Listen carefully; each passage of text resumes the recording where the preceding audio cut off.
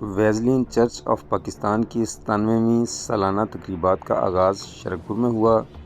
تقریب کے مہمان خصوصی فاؤنڈر ریورنڈ ڈاکٹر جنگ بہادر تھے۔ ریورنڈ ڈاکٹر الطاف خان اور چیئرمین پیٹرک جنگ بہادر نے خطاب کرتے ہوئے کہا کہ ویزلین چرچ 97 سال سے پاکستان بھر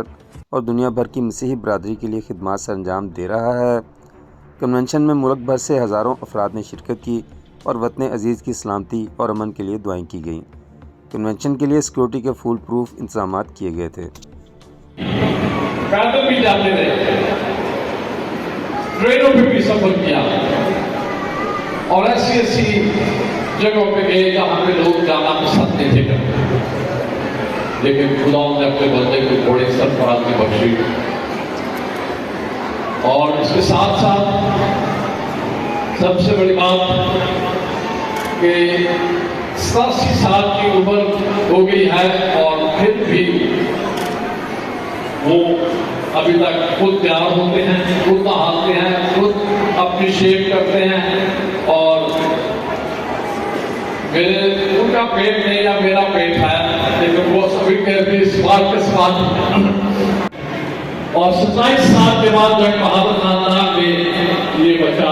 پیدا ہوا ہے اور ہمارے لیے بڑی خوشی اور اطلاع سبھی کا میں چاہوں گا کہ وہ کچھ میں پورا